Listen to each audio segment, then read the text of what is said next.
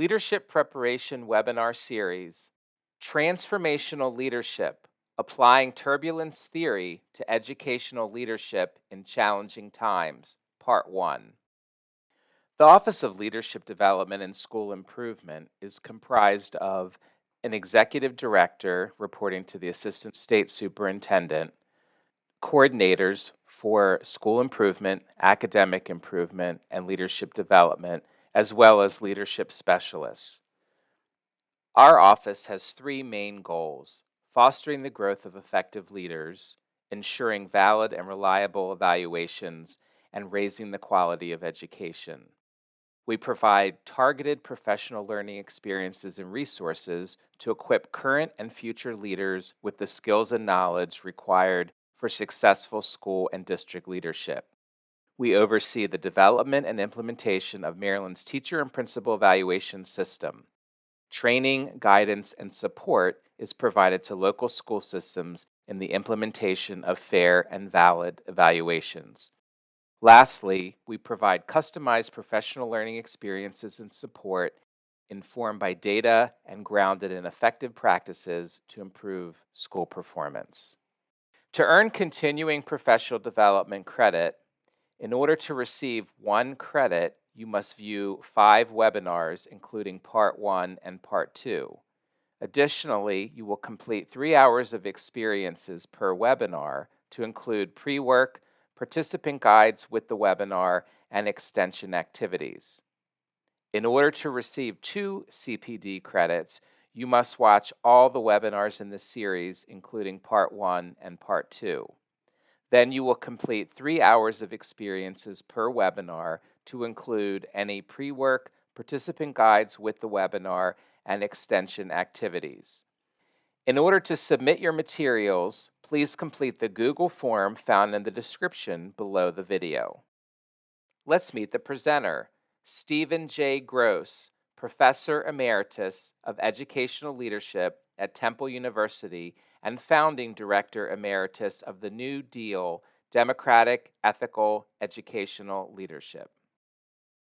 This presentation is based upon the book Applying Turbulence Theory to Educational Leadership in Challenging Times, a case-based approach. Expectations. Here's how to engage in the learning process in Part 1 of this webinar. 1. Reflect on your own recent experience with heightened turbulence. 2. Appreciate the connections throughout the webinar to various PSEL standards as noted. 3. Expand your concept of turbulence to include 4 contextual factors and select the one that you believe to be the most critical. 4. Consider the role that theory has on understanding and working with turbulence. And 5. Connect turbulence theory to its application in a 5-step process. Resource materials. Here are the resource materials that you'll need for Part 1 of this webinar, and you'll see a list of 6 items and also a link below where you can click to find those items. As a warm-up, starting with the concept of turbulence and the practice of educational leadership, think of the most turbulent situation that has happened to you over the past 4 months. Please pause the webinar to consider how you handled the situation, because we're trying to give you some new skills to work with the inevitable turbulence that you're facing now and that you will face throughout your career as an educational leader. So please keep that situation in mind as we go through today's webinar. Applying turbulence theory, an overview, there are 5 sections to our presentation. In Part 1, we will look at these 3 sections: the 4 contexts causing heightened turbulence; 2nd, turbulence theory basics; 3rd, responding to turbulent conditions in 5 steps. Section 1, the 4 contexts causing heightened turbulence.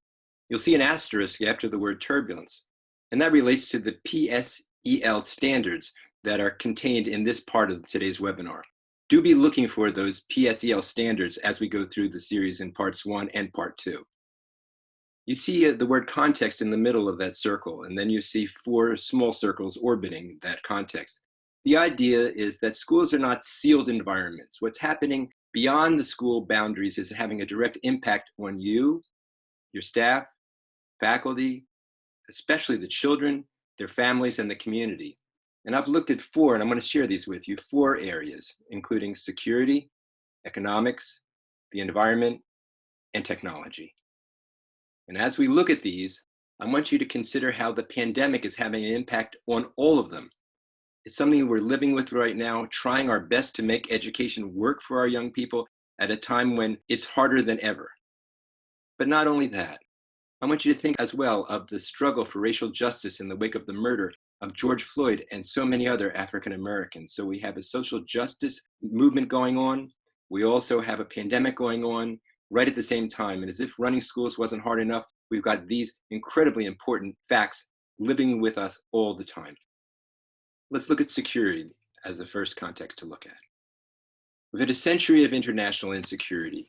World Wars I and II have a legacy, and that legacy was the Cold War. We thought it was over, but think of our relationship with Russia and with China as that might emerge into a kind of new Cold War, adding more stress and taking up more resources, by the way.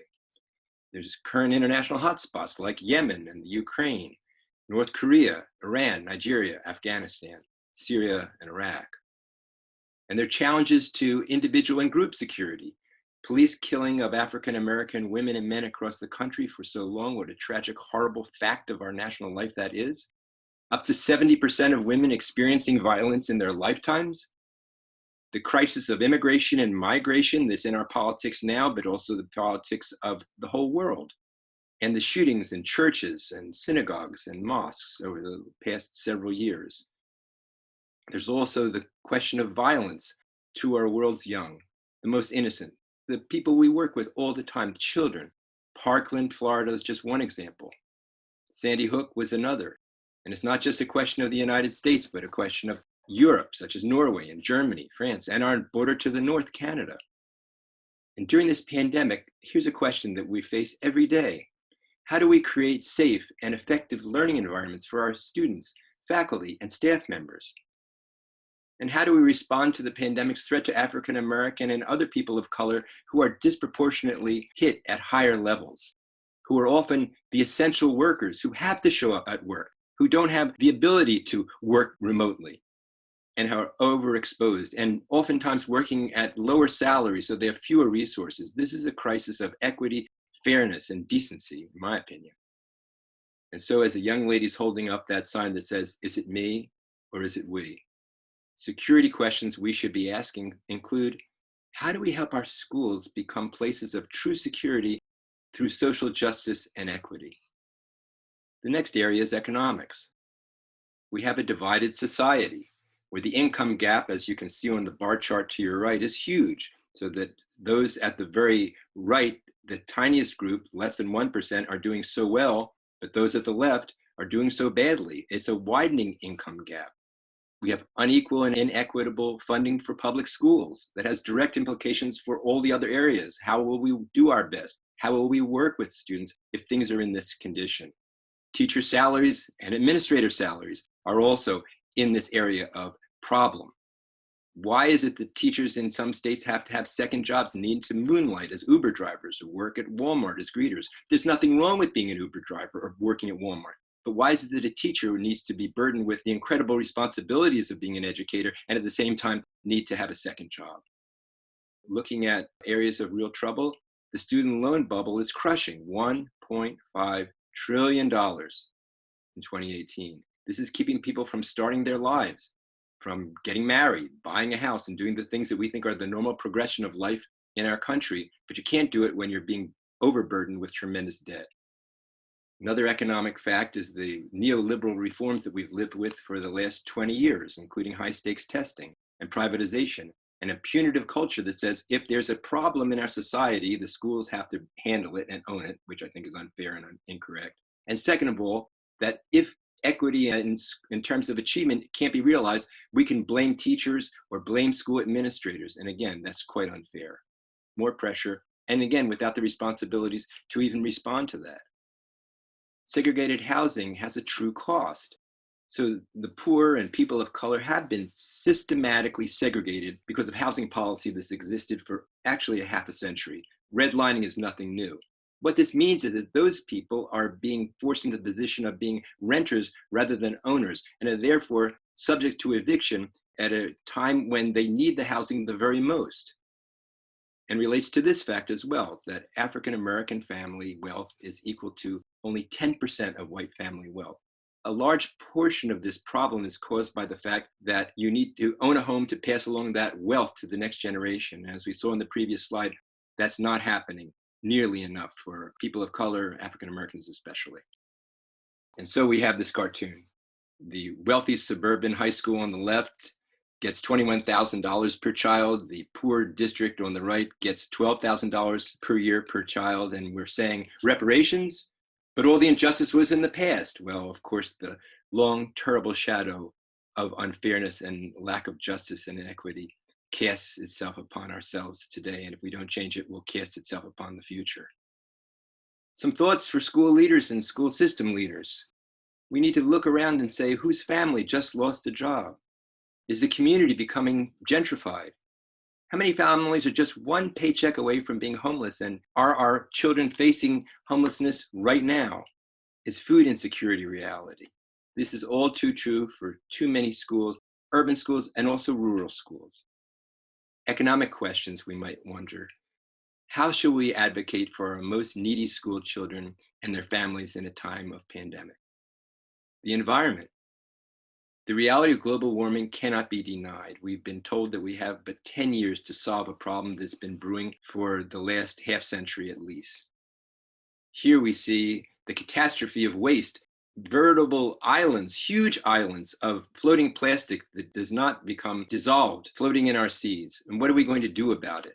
What are we going to do about this pollution that's threatening the whole world right now? And the impending water crisis. Think of Flint, Michigan, and think of the terrible problem of lead poisoning of children, a problem that they may never be able to live past and they may never be able to be whole ever again. And then there's a question of how much fresh water do we actually have? It turns out that we need 3.5 planet Earths to equal the water demands that the whole world would have if everybody lived and used water the way we do in North America and they do in Europe. But there are not 3.5 Earths. There's only one Earth, of course. So whose world is it anyway? Seventh generation thinking comes from Native Americans. And the idea is that we're going to live in such a way, in such close harmony with nature, that we will be able to say we're not just taking care of our children and their children and their children, but seventh generations out.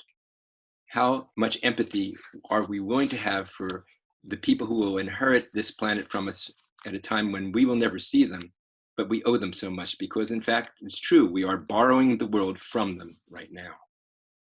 The environment raises questions for educational leaders such as, what vision, therefore, do we want to share with our children for the world that they're going to inherit? What will they think as they take over the world? What will they think of the job we've done of stewardship of this planet? Technology. We've had a proliferation of technology. 6 billion people have access to mobile telephones. 4.5 million people have working toilets. So we actually have more people with working telephones, mobile telephones, than we have access to working toilets. Borders are being redefined. We can work with people, and we do work with people all over the world. The technology that we're using right now to share ideas from where I'm sitting to where you're sitting is just one small example. 95% of US teens have internet access. We are facing a tsunami of change, whether it's the artificial intelligence area with iPhone, Siri, GPS, etc. An upended world of publishing. Think of how many newspapers are no longer publishing. Think of e-readers, books, etc. The world that we're so used to. But if we would just go back 10 years, it would all look so radically different. We've got email goes to Facebook, or how about Twitter, or how about Instagram, or how about TikTok? And the question goes, where are we going with all of this? And when was the last time, by the way, did you receive a handwritten note? I can barely remember it for myself. And there's the economic promise and dislocation of artificial intelligence. This robot is called Marty. Marty's job is to probe the shelves of a supermarket to see what's empty, and therefore someone can fill the shelves. Well, that all sounds great, and then there's a plus side to it. That's part of the paradox. But the other part of the paradox is Marty's taking up somebody's job. It used to be someone's job to do that, and that person is no longer working. Marty does not get sick. Marty does not demand more wages. Marty just works. And another paradox is your smart speaker a friend or something closer to Hal from 2001: A Space Odyssey? In other words, your smart speaker is listening to you all the time and is absorbing information and passing it along. Hal, if you remember that movie, was the malevolent robot who actually tried to kill the astronauts. It's a little bit of an extreme drama, I realize, but it's still a question of in whose interests is artificial intelligence working? And it can help in so many ways, but in the wrong hands, it can be a real danger. And there's huge impacts on schools. We have a two-track system. In some cases, we have sent everyone home, in many cases last spring and even now, remote learning. And can it work? Well, if everybody has high-speed internet connection, if everyone has the right devices, if everyone has someone at home to help and organize, if we can share these devices, all great. But there's the other side of the digital divide, and we have never seen the digital divide more graphically in place than it is right now. We have a movie camera in everybody's hands all the time. As Steve Jobs calls it, it's the supercomputer in your pocket. Think of our phone's impact on recording events, well, such as the murder of George Floyd as one example. So everything's being recorded all the time, which is really powerful, in many ways wonderful. But technology raises a lot of questions, and the prime one I would share with you is this. What can we do to help our young people use technology rather than being used by technology, including cyberbullying, hyper-consumerism, and hurried lives? And that graphic just says it all as far as I can tell. Now, I'd like you to please pause the webinar now and vote. Which one of these areas has had the greatest impact on you over the past 4 months? Which had the greatest impact on your turbulent situation? Was it security, economics, the environment, and technology? I realize that all four blend together, so it's hard to say that there's clear boundaries, but just take a minute and think which one of them is the most impactful for you now.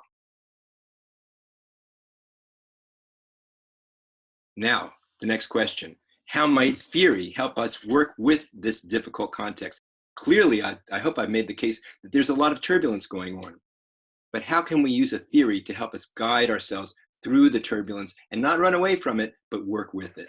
Let's look. Part 2. In this section, we're going to look at turbulence theory basics. It started with the first book that I wrote back in the 1990s, where I looked at the experience of schools, 10 schools and districts in the United States and Canada. And it turned out no matter what they did, there was some level of disturbance, even when they were doing fantastic work. In fact, maybe because of their innovations, schools would be crowded with angry parents saying, why are you giving, for instance, in a school in Canada, why are you giving people the morning off every Wednesday to try new ideas? We don't like that. And I started to think that seems so actually unfair. But it was happening with every school that was showing any sign of innovation. And then as I looked at schools in general, what I found was they were all at some way facing different levels of turbulence. And the problem was pretty complex. I was wondering such questions as, how might the levels of disturbance be described so that their different degrees of challenge can be compared? Everything isn't let's hit the panic button, folks. How can we see emotional strengths to the disturbance? And how can schools look at its own disturbance in a measured way so that they can respond? It's like, not, uh-oh, there's turbulence, but how can we work with it? So specifically, it seemed like a turbulent flight. And this has to do with my experience a long time ago when I was flying back from Miami to Philadelphia to join my family for a New Year's Eve celebration. I got on board. There was an elderly couple sitting next to me. I tried to assure them, because I'd been flying since I was 6 years old, that everything was great and we're going to have a wonderful flight. They served the meal. In those days, they actually served on a china dish and a knife and fork that was real. So it was a long time ago. But it happened that we hit an air pocket, and all of a sudden, food's flying all over the place. The couple sitting next to me was frightened to death. The elderly gentleman was actually in tears. In reaction to this, afterwards, I tried to calm them down, but they were having none of it, and I don't blame them, really. We were safe, but it was a terrible experience, and every time I fly after that, it's occurred to me that we could hit that same air pocket, and I'm a little bit edgy to fly at this point. So that's the idea of kind of turbulence. But it turned out that pilots are trained to view turbulence in 4 levels. And I found this out one night in Toronto, Canada, when I went to a bookstore, and I just happened to be browsing, and I picked up a book it was a flight manual. And it turned out that there was something called light turbulence, where there's little or no movement of the craft. Moderate turbulence, where there were very noticeable waves. Severe turbulence, with strong gusts that threatened control of the craft. and extreme turbulence, which were forces so great that control is lost. We experienced that night when the food was flying all over the plane, severe turbulence, but only for a few minutes, maybe even less than that as the pilots regained control. So we were actually very safe, although it was really kind of scary. So I made the transition to saying, wait a minute, I'm seeing these events occur in schools. What's happening that relates to what I've learned about pilots? Well, there are 4 levels of turbulence made a strong match to existing turbulence that I saw in innovating schools. And the 4 levels of turbulence also started to explain conditions in educating organizations in general, even those that weren't innovating. So I developed something called a turbulence gauge, and here it is. So in general, light turbulence would be the equivalent in general definition of ongoing issues, little disruption. Moderate turbulence would be relating to widespread awareness of an issue. Severe turbulence would be threat to the whole enterprise, and extreme turbulence would be structural change is very likely. In other words, everything is not super critical all the time. There are 4 ways of looking at the turbulence, which helps us get a handle on what is really going on. But I found that wasn't really enough to simply say, where are we turbulence-wise? I thought there must be something that's driving the turbulence. And I came up with 3 areas that I think explain a lot of what's happening, that they interrelate, but we're going to look at each one a little separately. The first is positionality. The second is stability. And the third is cascading. Positionality. Just as in this photograph, are people seeing the situation in similar ways, or are there factions developing? That's a key question for positionality. In cascading, are things calm, or are multiple forces pushing up the feeling of turbulence? When we look at stability, we're saying, is there a secure feeling about our organization, or are things starting to get rocky? Part 3, now's the time to start to get practical. We're going to be responding to turbulent conditions in 5 steps, and here they are. First, I think the best thing to do from the start is to simply reflect deeply on the turbulence that is facing you. Second, consider the drivers of turbulence, which we just looked at: positionality, cascading, and stability. The third step, decide on a general level of turbulence. Where are you in that general turbulence gauge? And the fourth, consider whether to escalate or turn down the turbulence. And 5, time to make a plan. Let's look at these in a little detail. Step 1, reflect on your level of turbulence and what's facing you, just like the people in this photograph. Sit and think about it. I would say best to have everybody who is working on this write for a little bit. What is happening? Who is it happening to? How are you feeling about it? How might others be feeling about it? How does this fit into the general background, context, and history of your organization? So reflect as deeply as you can, and then share those reflections among yourselves. Step 2, consider the 3 drivers of turbulence. Positionality, we just described to you. The turbulent tensions pentagon, here's a model. When I'm thinking about positionality, I'm thinking about we're all coming from different points of view. There's central office, there's the role of the principal, there's the role of faculty, staff, students, and families and communities. So you need to be flexible in your thinking and take a 360-degree view. Looking at this model, each group has its own continuum. For instance, in central office, it's often a question of, do we encourage local initiative, or are we into great control? For principals, is it a matter of our being a democratic and ethical leader, or are we going to be sort of organizational leaders in a traditional framework? For teachers, a question of our own individual agency or conformity. For students, are we going to have equity, or is there a narrow equality or even inequity? And for families, are we thinking of ourselves as citizens first or as consumers? We also keep in mind now those contexts we talked about, how each one of those has an impact on each group very differently: security, economics, the environment, and technology. How do these apply to all the groups? Think of your turbulent situation from the beginning of the webinar now. How might it look from a position that is not your own? Why don't you pause the webinar and think about that? How does your turbulent situation relate to a situation not from your point of view, but from other people's point of view? What does it really look like? So get a little practice in now, please. Reflect on positionality by asking yourselves these questions. What different groups exist in your school system? How might the current turbulence affect each? What do we know about individual situations? And how might this alter the way this turbulence is perceived? And what different demographics exist? What might their perspective be? The more you do this, the more you're going to be able to also have a sense of empathy, which is really critical at this point. Next, decide where you are on the positionality turbulence gauge.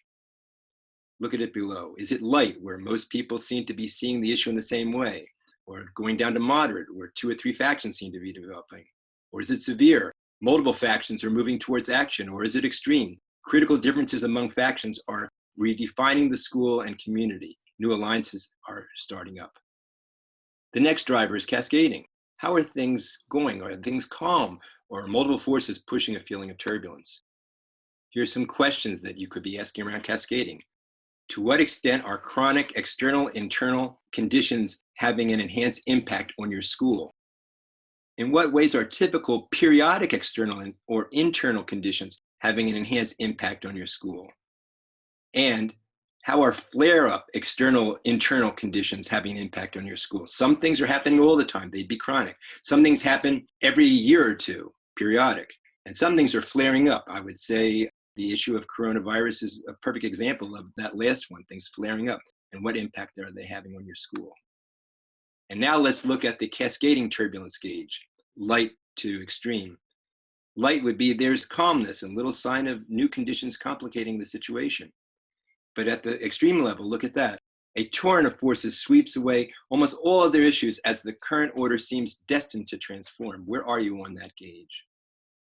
For stability, how secure are things? Or are things getting very rocky? Reflect on stability by asking yourselves these questions. Has the current turbulence affected your reputation for effectiveness?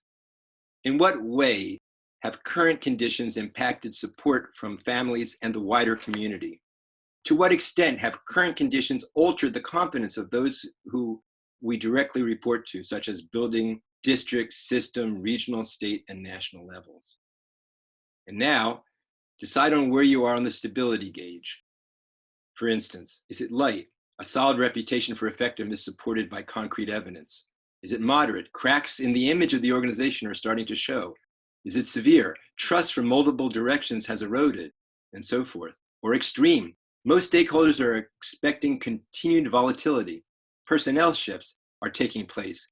Challenges to the foundations of the current organization are constant. Dynamic change is within sight. Where are you on the stability gauge? Step 3, determine the general level of turbulence.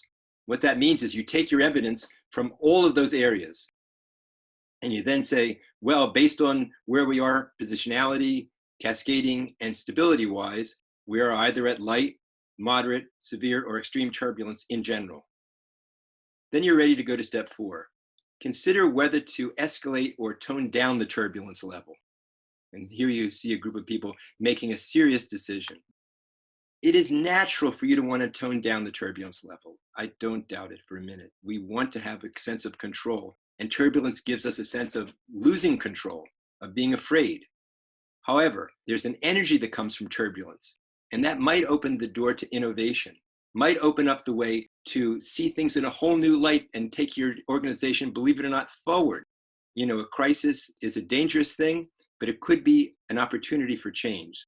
So you want to consider how you can work with the 3 drivers to either de-escalate and calm down a situation, or use the drivers to actually escalate a little bit so that you can come up with some new possibility. And that's why the opportunity in the turbulence is something you need to think about and something you should actually start to value. That's why those conversations matter so much.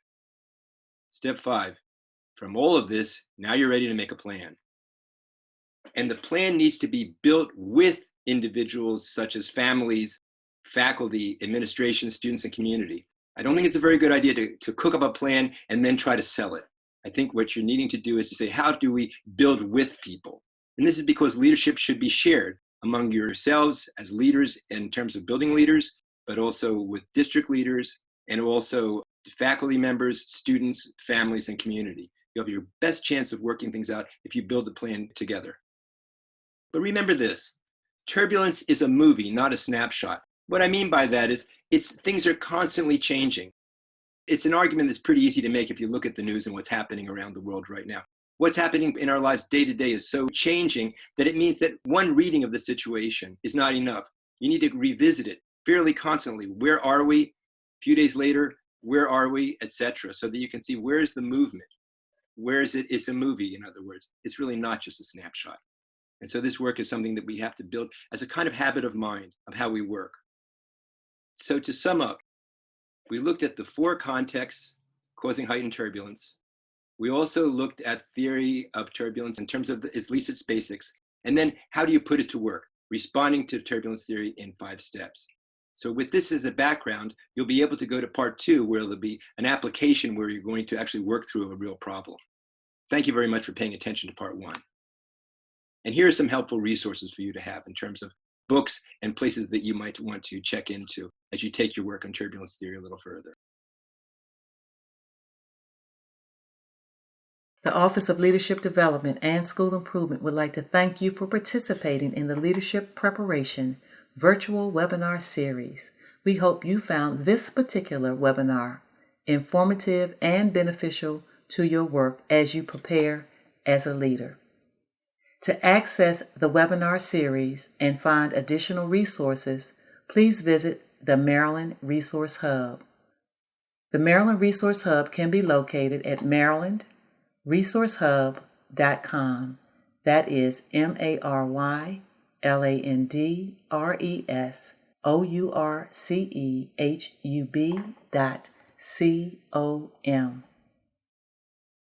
We appreciate your feedback and would ask that you take a moment at this time to complete the SurveyMonkey link or use the QR code.